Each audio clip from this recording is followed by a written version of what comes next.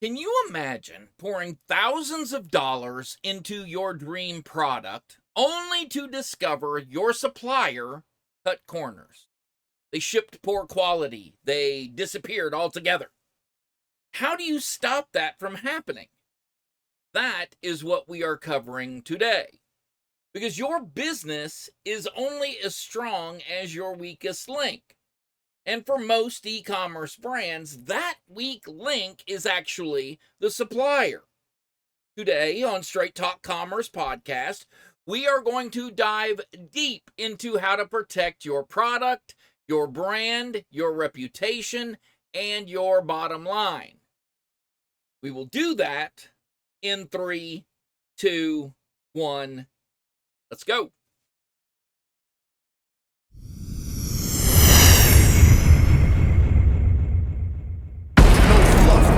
Just the real deal. Wayne Altman's here, yeah, you know the drill. Talking business, talking shop, making moves non-stop. From e-com to hustle, straight talk, no props. Straight talk, no gimmicks, no lies. Hey, I break it down with the sharpest minds. Money moves, mindset, grind. If you're ready to win, then tune in live. Big names, big games, all the lessons they bring. From Jelly Belly to AA Kings. From the startup grind to the top tier pros. We crack the code, now here we go. Straight talk, commerce, getting to know the Wayne Altman. Let's start the show. All right, everybody. Welcome back to Straight Talk Commerce Podcast. I am Wayne Altman. Once again, we are together. We're going to learn today about suppliers and how to spot red flags, verify your suppliers, build beautiful, bulletproof partnerships that will protect your business rather than expose your business to unnecessary risk. Suppliers are the foundation of every single e-commerce success.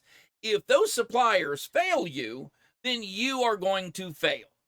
According to global trade data, 43% of small businesses have reported being burned by at least one untrustworthy supplier. And let me tell you something, many of us have had many untrustworthy suppliers. So this is a very important thing to discuss, and we're going to do that today. Cannot wait to get started. Let's go. All right, the first thing that we want to discuss is why supplier trust matters. What difference does it make? I mean, supplier's a supplier, right? Wrong. Your supplier isn't just shipping product. They're shaping your brand reputation. They're shaping and affecting your customers' trust in you and any long-term profitability that you are going to be exposed to. Bad suppliers equal counterfeit goods, shipping delays, product recalls, even account suspensions on the larger platforms like Amazon, Shopify, you name it. Let me give you a case study on this so this becomes a little clear. An Amazon seller was banned after counterfeit units entered their inventory from an unverified overseas factory. And they lost over $250,000 in revenue. And I'm going to add to that one. I once was helping a teeth whitening company.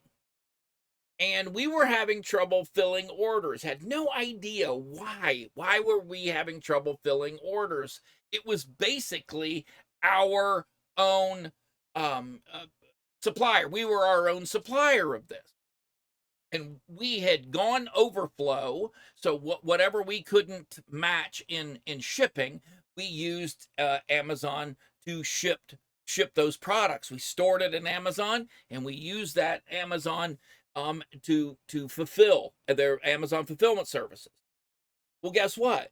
Someone was selling that product out of our inventory, and we had absolutely no idea, and Amazon had absolutely no idea that it was happening, and well over $75,000 worth of product was sold to people that we had absolutely no idea about. This is why this type thing is very, very important to your business. I'll give you one other case study here. a direct-to-consumer skincare brand, boosted their sales by 30% after they openly shared their supplier audits and their ethical sourcing practices. So they expose their suppliers. They use their suppliers' expertise and they expose that to their customers. And customers ended up trusting them even more. It blew 30% more in customer loyalty, more sales, because customers were better familiar with their sourcing practices. Very effective way of gaining customer trust. Go to your supplier and use them as edification. Edify them and use them as edification to you, because they're such a good supplier. And here's proof: these guys are great. We're great because we're sharing that greatness flows right through us. You can trust us because we've shown you you can trust them. Not enough people do that. Okay, so how do you do that? How do you do that? Well, first you've got to spot red flags, right? You've got to do your due diligence. And Hard to starboard. the Put first your thing we're backs going to into talk it. about is spotting those red flags. This is where the rubber meets the road. And we're going to break it into halves. We're going to talk about red flags first, and then we're going to talk about how do you counteract that by verification strategies. Some red flags that a supplier cannot be trusted is, number one, that they lack certifications or any kind of documentation. Their ISOs, their FDA approvals, their compliance. These are things that you need to see up front before approving any supplier, new or some foundational supplier. Poor communication. Do you call your supplier and someone answers the phone that actually knows the answer to questions? Many of us have suppliers that really that does not come into play. We call, the person is a delightful individual on the other end of the line, but cannot answer any questions whatsoever for us. That is a red flag, and it is something that needs to be addressed by the higher ups, or to the higher ups in that on that part of the supply chain. You have got to have proper communication. If you start getting too good to be true pricing that undercuts, and by that I mean if you've got a supplier that has given you 30 to 40% cheaper than other suppliers you've contacted, hey, guess what? You need to microscopically go over that supplier, because, buddy, that is just not where that is a major red flag. Why in the world would they be offering those prices so cheaply?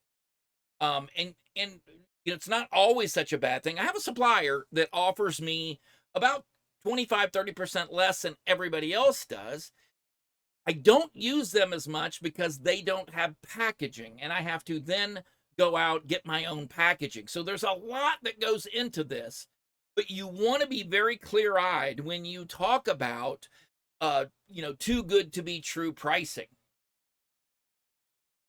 Frequently get samples, because inconsistent sampling, the test product looks absolutely amazing. They send you the best of the best. You get signed up, and then the bulk order comes out at cheap and flimsy and made of different materials. Happens all the time. And if you're not familiar with that, if you don't ask for multiple samples, if you don't have friends maybe of yours that are in kind of the same business asking for samples from the same supplier, you're really setting yourself up for failure here. Not a good place to be. You want to make sure that the samples are very consistent with the actual product that they have been shipping to your customers. And I'm talking about whether you're drop shipping, certainly, but I'm talking about whether you are packaging and shipping directly from your own distribution. If they have no online presence or any trade show footprint, that is another red flag. So if no one knows them, or no one is being supplied by them, you probably need to think twice. And if you start adding a couple of these together, In other words, very cheap pricing, inconsistent sampling, and they have no online presence. You need to run like a scalded dog. There is no way you can put your trust or your brand trust with a supplier that's going to be that way. And by the way, we talk about leverage all the time. You're the customer to them. When it comes to your supplier, they are supplying you.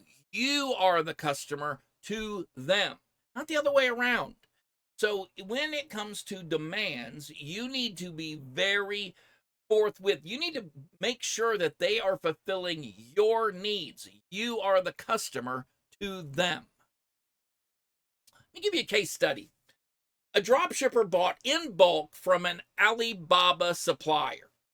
They offered market-crushing prices. And when the first container arrived, half of the product was defective. Their customers were irate and they demanded refunds. They demanded compensation. And that business happens to be a very personal friend of mine that I'm using this as an example. They are still salty over it because they had poured, prior to that, they'd poured hundreds of thousands of dollars into their business. And overnight, with one shipping container, all of that went away. Now, that is not to deter you from going into this business. However, I will say that if they had listened to this podcast, or if this podcast had been available to them to remind them, hey, here are some red flags to look for, here are some ways to counteract and make yourself safer, this would be a totally different story. Due diligence strategies that protect you are order multiple samples. We've talked about that. Request certifications from your supplier. If they have any type of, if it's makeup or they have any type of FDA approvals, any type of skincare, they're going to have certain certifications proving that they can operate in this niche. Use third-party inspection services. Asia Inspection is one that I've used in the past. Inventory Source, they do some, the suppliers that they will vet suppliers prior to you ever signing up or signing up with that supplier. So you have a little bit of trust there. You have a little bit of recourse when it comes to that. You want to check references and their reputation. You know, look, it doesn't hurt to pick up a phone and call a competitor or someone that's in the same niche that you are and ask them, hey, I'm thinking of going with this supplier. I know that you're supplied by them. What do you think? Doesn't hurt to ask. Pay securely. Use escrow or trade assurance until you have that trust built up with them. You do not have to go sending bank wires and cashier's checks and stuff directly to a supplier. Absolutely, businesses that are built until you can establish a certain amount of trust with a supplier. And if you've done the other things that I have suggested to you, they should have proven trustworthy prior to you ever sending a check to them to begin with. And also, you can always invest small before growing big. Start with a very small order or a smaller order to test the reliability. If all of those things have been matched up prior to. I'll give you a case study about that. You know I love the case study. A Shopify seller was considering a $50,000 bulk order, and instead, they spent $500 on a third-party audit. Now, that third-party audit discovered that the factory was actually subcontracting to other production facilities, and one of them was uncertified, and it was a sweatshop.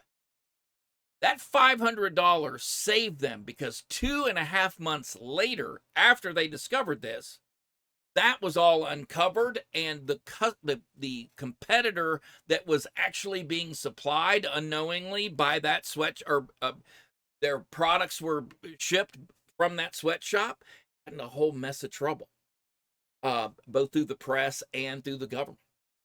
So look, spend $500 to verify. It's a very low investment, my friend. Very low investment when it comes right down to making sure that your suppliers are all on the up and up. Once you vetted a supplier, they become partners, like partners to you. They are not disposable vendors. That's the mindset I want you to carry forth.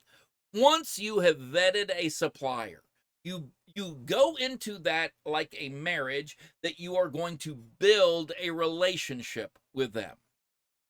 Write contracts in clear, concise language.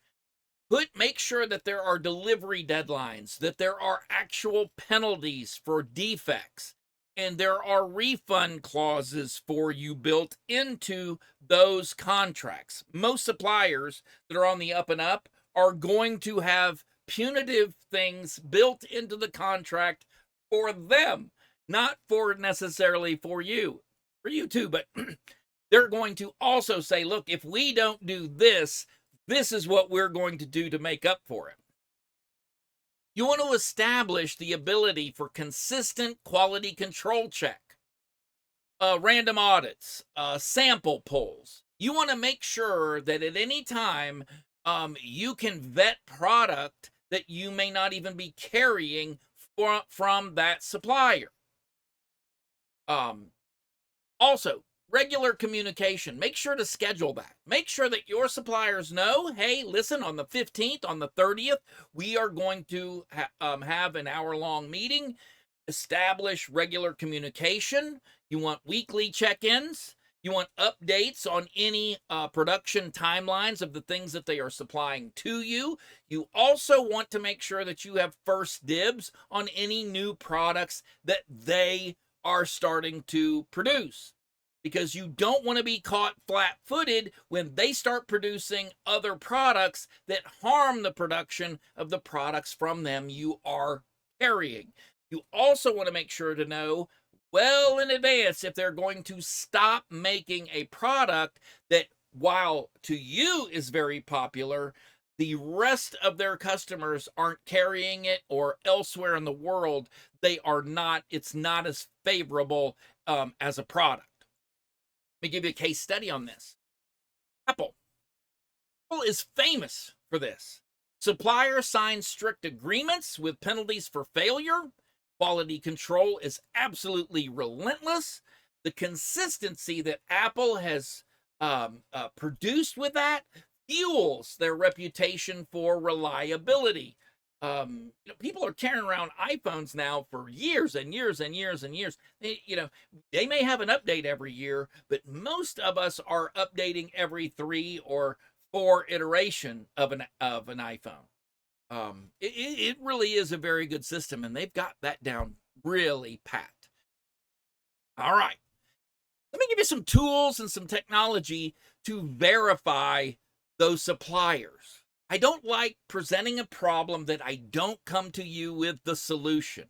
My people that are employed by me know you never bring me a problem, never tell me about a problem that you haven't already thought about a solution. And I get some very interesting solutions from time to time. Don't always use them, but I definitely get some interesting solutions. So it is a very good policy to have. Don't bring me a problem unless you have the solution on your tongue. So some tools to verify suppliers. Alibaba verified and gold supplier badges. It's a very useful thing because there's an extra layer of security. They are actually taking the bit or the reins in their hand, and they are showing, hey, we're very interested in who supplies via our platform. Most people don't understand that Alibaba, AliExpress are platforms for suppliers. Global sources for business-to-business sourcing with compliance filtering. Import Yeti. If you want to see the real shipping records of factories, Import Yeti is a pretty good source of information. Will open your eyes for sure. You think that business is being done here? No, no, no, no. Very quietly, right next to you, a lot of business is being done, and you can learn a lot about import, export. You can learn a lot about who's actually doing business. Um, then you have escort payment services, and use those for protection. If you um, are brand new to working with a supplier, cutting them a check, sending them a wire for money is probably not the best idea. Um, you especially in countries that you aren't occupied in. I can understand if you walked across the street, handed somebody a check, and said, you're the manufacturer, please supply this to me. That's one thing. We don't do business that way very much anymore. Most of our suppliers are outside of the state we live in, and two-thirds of them are outside of this country. So if I don't want to get on a plane and go to someplace that does not have U.S. laws, great. But I need to verify that well in advance of cutting them a check. So an escort payment service is a really smart investment for this. And then you want very good supplier management software. And some of these things, you guys, are all built into one. You can have verified and gold supplier badges, or the equivalent for an American supplier. You can have global sources that will bring suppliers from all over the world. You can see real-time shipping records for factories and stuff, and the tool is all built into one. So it's not like you've got to have multiple tools to do all of this. All right. That brings us to the legal and financial protection. We've talked a little bit about it, but let's talk about it a little bit more as far as legal protections go. You want to always have contracts with enforceable terms as best you can. Like I said, you are dealing a lot of times with things outside of the country that you live in. But you want to make sure that there is a reason for global trade. We do have recourse when it comes to things that are done in India, China, Malaysia, wherever it is, South America. It doesn't matter. There are ways of enforcing these contracts. And you want to make sure that those contracts have enforceable language in them. If that means bringing in or at least consulting with an attorney, I highly recommend that you do that. It makes no sense whatsoever to exclude them from this. As much as you can, use letters of credit for larger orders. That's going to be tough to do when you're just starting out. I recognize that. And it's also going to be hard to do without a prior or a pre-existing relationship with that supplier, between the supplier and you. So, that is going to be a little bit, before anybody gets in the comments and starts talking about that, I recognize that's not going to be the easiest thing to do. However, that's what you're working for. Don't forget it when it comes time. When you're doing larger orders, don't forget that you need to have the ability for a letter of credit. And you also want to consider using trade insurance, especially for larger orders. You want to make sure that the supplier, that you're not leaving it in their hands. You're not going to be at total loss if they do decide to do, or don't decide, maybe their government has collapsed. But you want to make sure that you are insured in case the very worst happens. And also diversify your suppliers. You will never, ever hear me tell you to rely on a single source for all products, or any products for that matter. If you are selling t-shirts and underwear and you have a very good supplier, great, that's fantastic. But what happens if they suffer a fire? That's going to affect your business. So in your pocket, you should have the plan B. You should always plan B things. So if these t-shirts and these underwear, the manufacturer goes belly up for any reason, fire, whatever it is, where will we source product after that?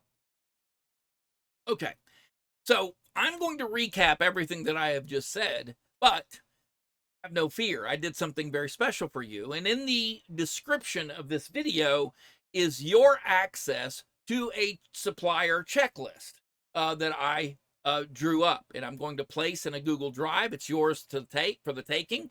Please, my compliments. Use this checklist to go over everything that we just said and to keep yourself as safe as possible when it comes to your suppliers. Let's recap real quick. You want to vet before you invest. You want to make sure that you've spoken to people, done your due diligence prior to just whipping out a check to somebody. And that goes when you're building the website. That goes for logistics and getting that to you. People want their money up front. They want their money up front. It's not the way that it works. You need to give me a finished product. You don't walk into a store and say, I'm going to pay for these jeans, and when you're done with them, no. I'm going to buy this pair of jeans. Have something here ready for me. If it's custom, I'll put a deposit down, but I am not giving you all of the money. And by the way, there will be markers. Well, we'll discuss this in another video. I'm going to go down a rabbit trail I don't really want to go into right now. You want to watch out for red flags. You want to see, hey, did they miss their last production deadline? Am I getting a lot of customer complaints for some of the products that these guys are sending me? Because if that is, I need to find out why. Have they been not as communicative? Are we talking to them on a regular basis? Dude, I cannot tell you how many times I've walked into an office and said, hey, you know what? I haven't talked to the supplier in a minute. I need to pick up a phone and call him and just shoot the stuff just to see, hey, how's everything going over there? Because a lot of times you can learn in a very polite and a very fun conversation, you can learn a heck of a lot about your suppliers. And you want to verify everything. You want certifications. You want to get samples. You want references. You want to ask other people you know in your niche, in your line, what is your experience? Let me tell you what happened with this guy. Okay? Word gets around very, very quickly when problems start to come up, but we're not as quick to compliment. And I have a tendency to call and say, hey, look, I got to tell you what my supplier did for me. Maybe he'll do this thing for you. And I really want to build up all of my relationships, but certainly with the suppliers. Because you want to build relationship, partnership. It's not just a transaction. Listen, yes, you're doing business with one another. But does that mean that you cannot be friendly? I'm telling you, if you make this only a transactional relationship, they will not feel any compulsion to tell you, heads up. They will not give you any consideration. All of those considerations come from, hey, Wayne's my friend, and I need to let him know this. I can't do this to him. We're going to be out of this blue dye I don't know where I'm going to be able to get it anymore. I need to let him know ahead of time that he's not going to be offering blue in his offerings anymore. Protect yourself with contracts and any financial safeguards you can, whether it's insurance, whether it's using an escrow account, whatever that is. You want to make sure that you have the financial safeguards where if anything, tariffs from a president, anybody, if anything comes up, you want to make sure that you and your brand is covered. And finally, always, and I mean always, have a backup supplier. Be signed up with them. I've got a business where every once in a while, my backup supplier is like, hey, you still happy? Everything good? You guys are buying enough from us just to keep us around, but man, we'd sure like the bulk of your business. And I have to kind of put them off and say, look, they're still doing what they've always said they were going to do. We've got a great relationship with them. But you always want to have a backup supplier on each of your products, each of your product line. Somebody that is not involved in the immediate relationship, that is just begging. It's that guy that can't wait for you to break up with your girlfriend so he can come in and he can start dating her.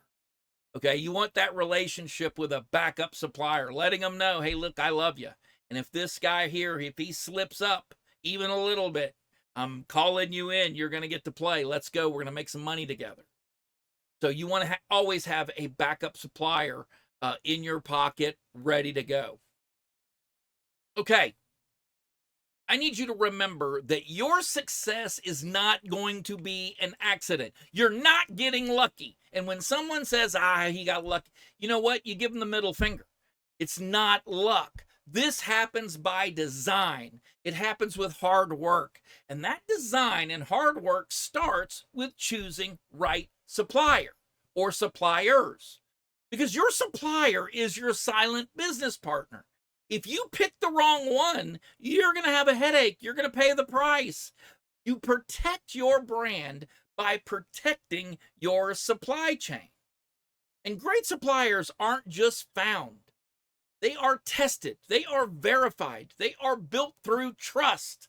And you should start that process today.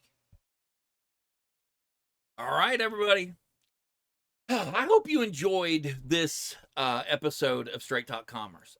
I know that people have been asking me questions around it. They haven't asked for the episode specifically, but certainly questions around this have come up. I'm going to lunch with a very good friend of mine shortly, and this is really the main topic of conversation between he and I.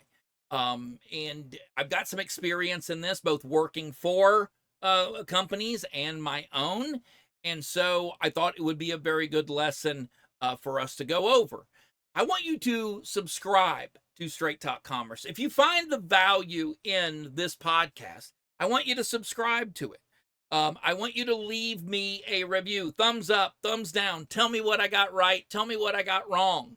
And I want you to share your own supplier success stories or horror stories, by the way. I always love a good supplier horror story, and I might even use you as a case study in a future episode. I put together a supplier vetting checklist. It is, again, found in the description of this video. I would like for you to download that. It will require you to give me an email address, but nothing more. I need to know where to send it. I am very, very respectful of people's private information. Do not give me your private information.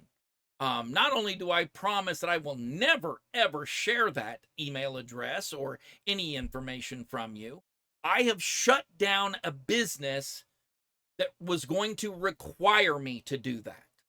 So that's how serious I am about protecting information that is not even mine. Until next week, we got a great subject. I wish I could tell you what the subject is, but it is a great subject for next week. Until then, I love you, and I hope you're doing great business. No fluff, no hype, just the real deal. Wayne Altman's here, yeah, you know the drill. Talking business, talking shop, making moves non-stop. From e-com to hustle, straight talk, no props. Straight talk, no gimmicks, no lies. Hey, I break it down with the sharpest minds. Money, moves, mindset, grind. If you're ready to win, then tune in live. Big names, big games, all the lessons they bring. From Jelly Belly to AA Kings. From the startup grind to the top tier pros. We cracked the code, now here we go. Straight talk, commerce, getting the know. Wayne Altman, let's start the show.